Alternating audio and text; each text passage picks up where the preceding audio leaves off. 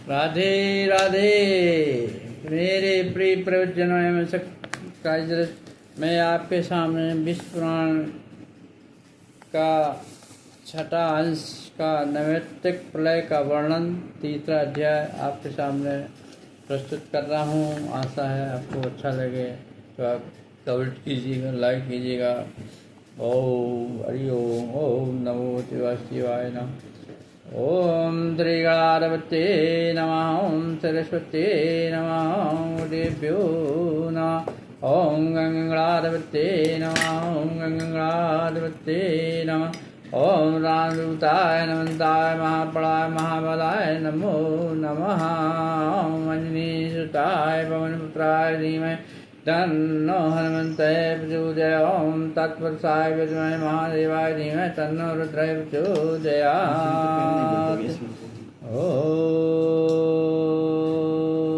कृष्णाय नमः।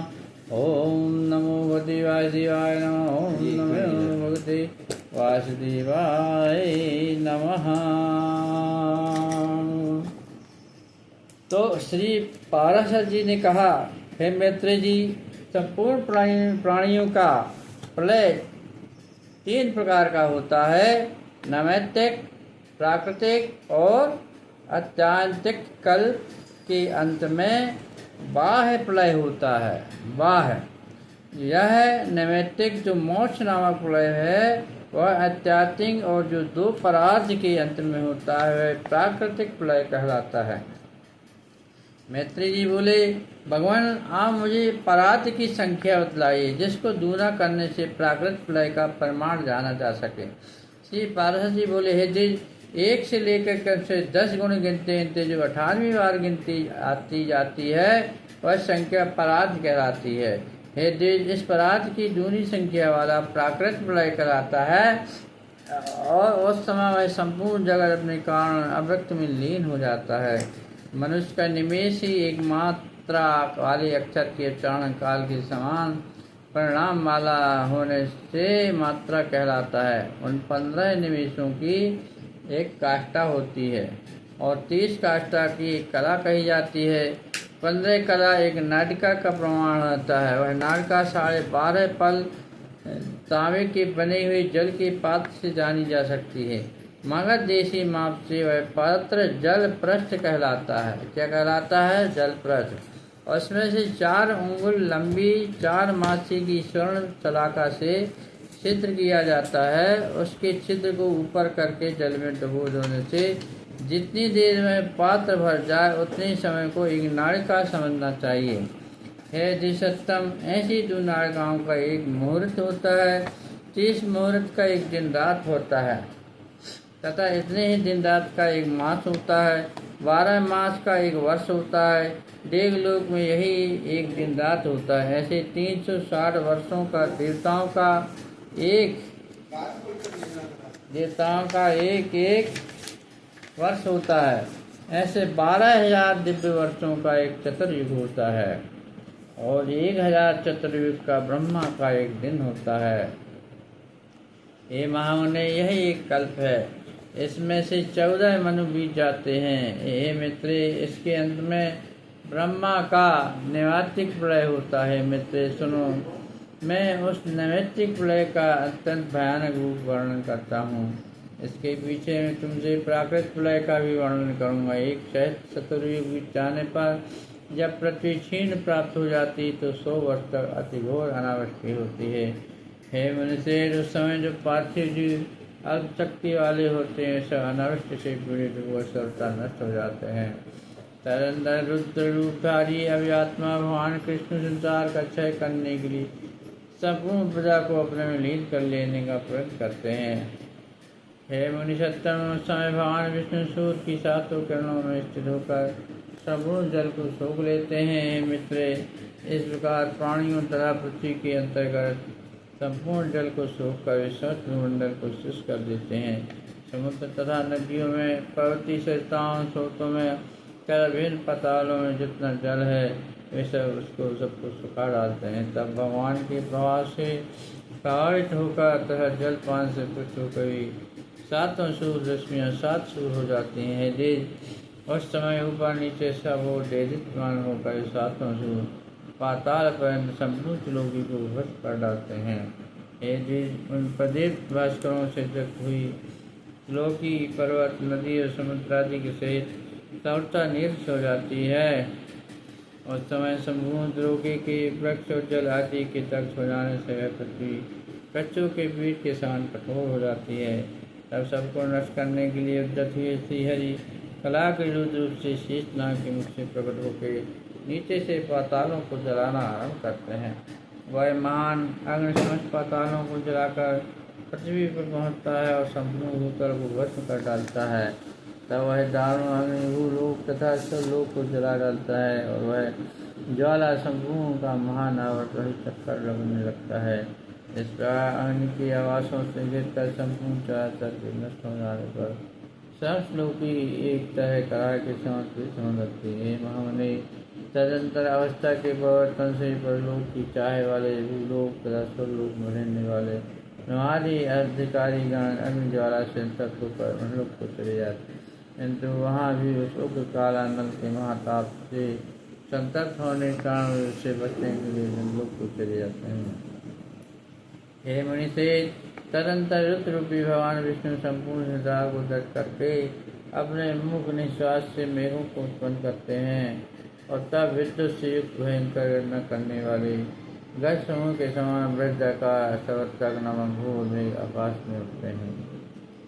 उनमें से कोई मेघ नील कमल के समान श्याम वर्ण, कोई कुसुम के समान श्वेत, कोई धूम्र वर्ण, कोई पीत वर्ण होते हैं, कोई गजे से वर्ण वाले, कोई लाख के सिंह वाले, कोई वेदत मणि के समान, कई इंद्रनील मणि के समान होते हैं, कोई शंख और कुंद के समान श्वेत वर्ण, कोई जाति चमेली के समान जल, कोई कज्जल के समान श्याम वर्ण, कोई इंद्रगोप के समान रक्त वर्ण और कोई मयूर के समान विचित्र वर्ण वाले होते हैं, कोई गेरू के समान, कोई हरितार के समान, कोई महामेघ नीलकंठ के फूल के समान रंग वाले होते हैं, कोई नगर के समान, कोई पर्वत के समान और कोई कोटाकार गए विशेष के समान वृद्धाकार होते हैं तथा कोई पृथ्वी तल के समान विस्तृत होते हैं। वे घनघोर शब्द करने वाले महाकाय मेघगण आकाश को आच्छादित कर लेते हैं और मूसलाधार जल सागर लोक व्यापी भयंकर अग्नि को शांत कर देते हैं। हे मनुष्य, अग्नि के नष्ट होने पर भी वह नष्ट निरंतर बसते हैं। मेघ संपूर्ण जगत को जल में डुबो देते हैं, जो अपनी अति स्थूल धाराओं से भूलोक को जल में डुबोकर भूलोक तथा उसके ऊपर के लोगों को जल भस्म कर देते हैं। इस प्रकार संपूर्ण संसार के अंधकारमय हो जाने पर तथा संपूर्ण स्थावर जंगल जीवों का नष्ट हो जाने पर भी वे महावेग 100 वर्ष से अधिक काल तक बसते रहते हैं। मनुष्य, सनातन परमात्मा व जीव की महत्व की कल्पना से इस प्रकार वह शांत विप्लव होता है। इस प्रकार से विष्णु की छठे अंश का तीसरा अध्याय चौथा अध्याय प्राकृत और प्रलय का वृत्तांत। श्री पार्वती जी ने कहा है, मुने, जब वह जल सप्तर्षि के स्थान को पार कर जाता है तब संपूर्ण लोक एक महासमुद्र के समान दिखाई देने लगती है। हे मित्रे, तदंतर भगवान विष्णु के मुख निश्वास से प्रकट हुई वायु उनमें वो नष्ट करके पुनः 100 वर्ष तक चलता रहता है। फिर जनलोक निवासी श्रृंगार आदि सिद्धगण से स्थित और ब्रह्मलोक को प्राप्त हुए मुमुक्षुओं द्वारा स्थित भगवान रूप भगवान अचिंत अनादि जगत के आदिकर्ता मधुसूदन भगवान श्री हरि विष्णु की संपूर्ण वायु को पीकर अपनी माया रूपी योगनिता का आश्रय लेकर महासमुद्र में शेष सैया पर शयन करते हैं। हे मैत्री, इस प्रलय के होने से ब्रह्मा रूपधारी भगवान हरि का शयन करना ही निमित्त है, इसलिए यह नैमित्तिक प्रलय कहलाता है। जिस समय सर्वात्मा भगवान विष्णु जागते रहते हैं उस समय संपूर्ण संसार की चेष्टाएँ होती रहती हैं और जिस समय ये अच्युत माया रूपी शैया पर सो जाते हैं उस समय संसार में उसमें लीन हो जाता है। जिस प्रकार ब्रह्मा जी का एक दिन 1000 चतुर्युग होता है, उसी प्रकार संसार के 91 रूप हो जाने पर उनकी रात्रि भी उतनी बड़ी होती है। उस रात्रि का अंत होने पर जन्म भगवान विष्णु जागते हैं और ब्रह्म रूप धारण कर जैसा तुमसे पहले कहता है उसी क्रम में सृष्टि करते हैं। हे देव, इस प्रकार तुमने कल्प के अंत में होने वाले नैमित्तिक एवं अवान्तर प्रलय का वर्णन किया है। अब दूसरे प्राकृत प्रलय का वर्णन सुनो। हे मुनि, अनावृष्ट आदि के संयोग से पूर्ण लोग और अखिल पातालों को नष्ट हो जाने पर तथा भगवत इच्छा से प्रलय काल के प्रत्यय होने पर जय महत्व से लेकर पृथ्वी आदि पंच विशेष प्राणी संपूर्ण प्रकार क्षीण हो जाते हैं। तो तब जल पृथ्वी के गुणागन क्षीण जाने से पृथ्वी का प्रलय हो जाता है। घन तन मात्रा के नष्ट हो जाने पर पृथ्वी जलमय हो जाती है। उस समय बड़े वेग से घोर शब्द करता हुआ जल बढ़कर संपूर्ण जगत को व्याप्त कर देता है। यह जल कभी स्थिर होता है तो कभी बहने लगता है। इस प्रकार तरंगमालाओं से पूर्ण जल से संपूर्ण लोग सब और व्याप्त हो जाते हैं। तदंतर जल के गुण रस को तेज अपने में लीन कर लेता है। इस प्रकार रस मात्रा का क्षय हो जाने से जल भी नष्ट हो जाता है। तब रसहीन हो जाने से जल अग्नि हो जाता है तथा अग्नि की सब ओर व्याप्त हो जाने से जल के अग्नि में स्थिर जाने पर अग्नि सब ओर फैल कर संपूर्ण जल को सूख देता है और धीरे धीरे जगत ज्वाला में पूर्ण हो जाता है। उस समय संपूर्ण जगत अग्नि के कारण से व्याप्त हो जाता है। उस समय अग्नि के प्रकाश से सूर्य को वायु अपने में लीन कर देता है। तन मात्रा के नष्ट होने से अग्नि रूप में हो जाती है और सबके प्राण स्वरूप वायुमंडल उनका प्रकाश लीन हो जाता है। उस समय संसार के प्रकाशहीन और तेज से वायु में लीन हो जाने से अग्नि शांत हो जाता है और उससे प्रचंड वायु चलने लगती है। तब अपने यद्य स्थान आकाश का आश्रय कर वह प्रचंड वायु ऊपर नीचे सब दिशाओं में बड़ी वेग से चलने लगता है। तदनंतर वायु के गुण स्पर्श को आकाश में लीन कर लेता है। तब वायु शांत हो जाता है और आकाश आवरणहीन हो जाता है। उस समय रस स्पर्श कार से रहे अत्यंत महान आकाश ही सबको व्याप्त करके प्रकाशित करता है। उस समय चारों ओर से गोल सप्त लक्षण आकाश की देता है और वह शब्दमाप आकाश सबको आच्छादित किए रहता है। तदंतर आकाश के गुण सबको उतारी ग्रस लेता है। उतारी नहीं, एक साथ पंचभूत इंद्रियों का विलय हो जाने पर केवल अहंकारात्मक रह जाने से तामस प्रबंध कहलाता है। अफल यह सीताजी को भी सत्प्रधान से देता है। जिस प्रकार पृथ्वी और मत्स्य ब्रह्मांड के अंतर्गत जगत की आदि सीमाएँ हैं, इस प्रकार इसके ब्रह्म जगत के भी है। महर्षि इसी तरह जो 7 आवरण बताए गए हैं वे सब भी प्रलय कारण पृथ्वी आदि कण से परस्पर अपने में कारणों में लीन हो जाते हैं, जिससे यह समझ लोग व्याप्त है और संपूर्ण भूमंडल 7 द्वीप 7 समुद्र 7 लोक सकल पर्वत भूमंडल श्रेणियों के सहित जल में लीन हो जाता है। फिर जल का आवरण है उससे अग्नि पी जाता है तथा अग्नि वायु में वायु आकाश में लीन हो जाते हैं। आकाश के भूतादि ताम्र अहंकार आदि को महत्व उन सबके सहित तत्व को मूल प्रकृति अपने में लीन कर देती है। यह महामने न्यूनाधिक से रहित जो सत्वाधिक तीनों गुणों की समयावस्था है उसी को प्राकृत कहते हैं। इसी का नाम प्रधान भी है। यह प्रधान ही संपूर्ण जगत का परम कारण है। प्रकृति भक्ति अवक्ति से सर्वमयी है मित्र इसलिए अवक्त में लीन हो जाता है। इससे पृथक जो एक शब्द अच्छा नित्य सब व्यावृत सर्वभूत सर्वभूत परमात्मा का ही अंश है। जिस मात्रा मात्र स्वरूप आत्मा देह के भीतर रहने वाली आत्मा क्या सर्वेश्वर में नाम जाति आदि विकल्प नहीं है। वही सबका परमात्मा है, परम ब्रह्म परमात्मा है और वही ईश्वर है। विष्णु ही इस अकल विश्व रूप से अवस्थित है। इसको प्राप्त हो जाने पर जो भी जन फिर इस संसार में नहीं होते। व्यक्त और अव्यक्त सब अपनी प्रकृति का मैंने वर्णन किया है। वह तथा पुरुष दोनों ही भी इस आत्मा में लीन हो जाते हैं। वह परमात्मा सबका आधार एकमात्र अधीश्वर होता है। उसी का भेद वेदांतों विष्णु नाम से भी वर्णन किया गया है। वैदिक कर्म 2 प्रकार के प्रवृत्ति रूप में होगा और साक्षी और दोनों प्रकार के कर्म से सर्वभूत पुरुषोत्तम का ही यजन किया जाता है। के यज्ञ और साम वेदों प्रवृत्ति मार्ग में लोग उन यज्ञवती पुरुषोत्तम यज्ञ पुरुष का ही पूजन करते हैं। तथा निवृत्त मार्ग में स्थित योगी जन भी ने ज्ञानात्मा ज्ञान से मुक्त फलदायक भगवान विष्णु का ही ज्ञान जन करते हैं। हर सती और प्लवचीन त्रिश्वरों से जो कुछ कहा जाता है जो वाणी का विषय नहीं है वह सब भी अव्यात्मा विष्णु ही है। वह त्रिशूलधारी विष्णु परमात्मा श्री हरि व्यक्त अव्यक्त एवं अविनाशी पुरुष है। हे मैत्रेय, अनुसर व्यापक आत्मा आत्मा में ही अव्यक्त जाते हैं।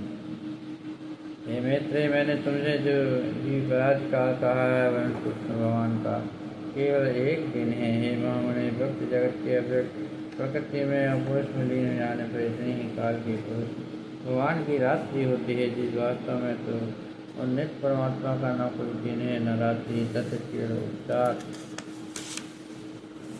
से ही ऐसा कहा जाता है। मित्र, इस प्रकार मैंने तुमसे प्राकृत प्रलय का वर्णन किया, तुम आध्यात्मिक प्रलय का वर्णन होता है। इस प्रकार से प्राण की क्षत्रिय अंश का चौथा अध्याय था। राधे कृष्ण राधे राधे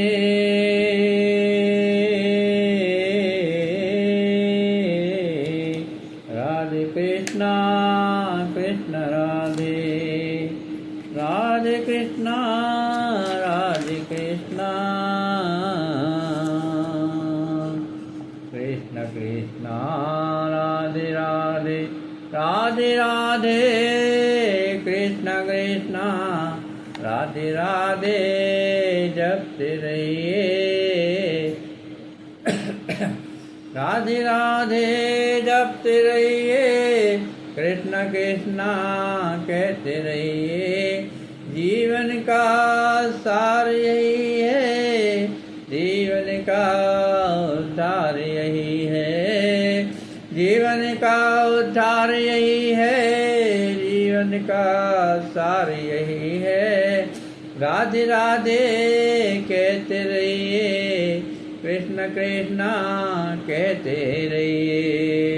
भक्ति का ये स्पान करते रहिए, करते रहिए। जीवन का अद्भुत आनंद उठाते रहिए, उठाते रहिए।